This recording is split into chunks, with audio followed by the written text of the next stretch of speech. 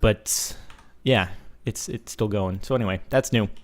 All right, so Sandstone Village. These are now biome specific, at least to the desert. I don't know if in the future Jens plans on adding any that are specific to forest, plains, swamp, whatever it may be. But either way, instead of being made out of wood and gravel paths and whatnot, it is sandstone and whatnot. So actually, it fits the desert pretty well. I actually thought when I just when I saw it for the first time, it was going to be made out of sand, and that you could just, oh, you like your house? Testificate? I'm going to break a sand block and just everything would collapse. That would be kind of funny.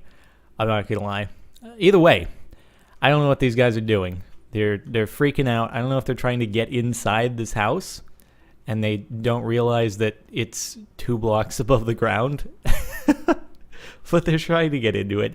Okay, so we have a new use for testificates. A use for testificates. We never had that before, so this is pretty cool.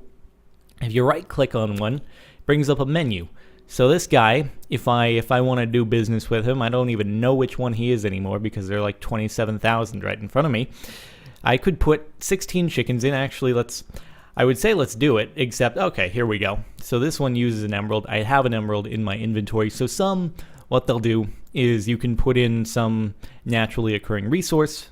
You can put it in the first slot, where I'll put my emeralds in right here, and that'll give you emeralds in return. On the other hand, there are some villagers like this one where they take emeralds and they'll give you a resource for it in return as well.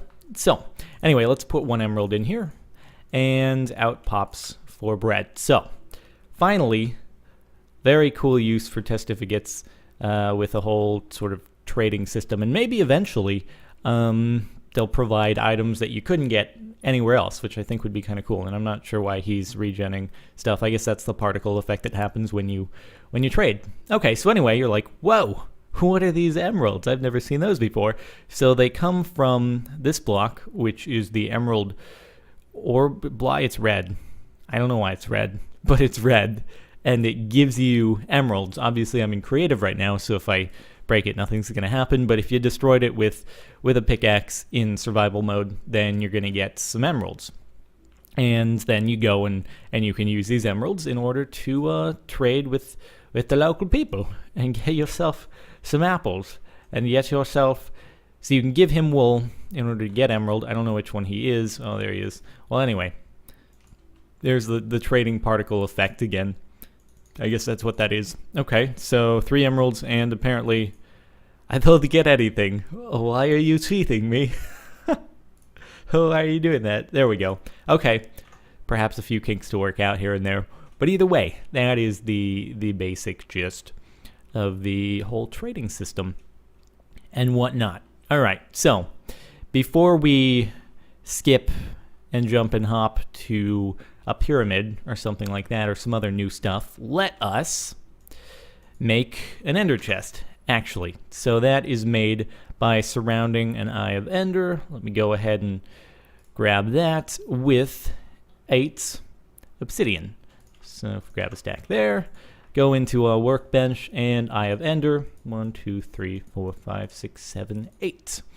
And we get this magical looking thing called an ender chest. Alright, so it looks like a pretty fancy chest, but what does it actually do? Okay, well, actually, I was testing this out earlier, and I put in a stack of whatever, the first block I clicked in my inventory, which happened to be birchwood.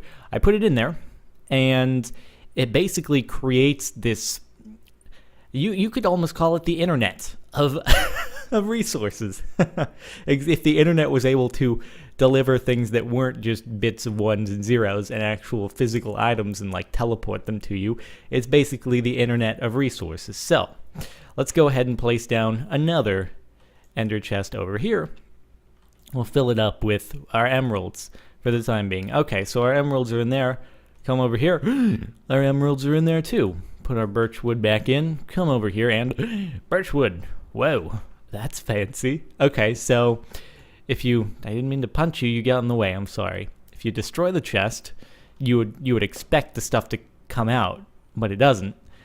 So you destroy the other one, oh my god, there are no more ender chests left in the world.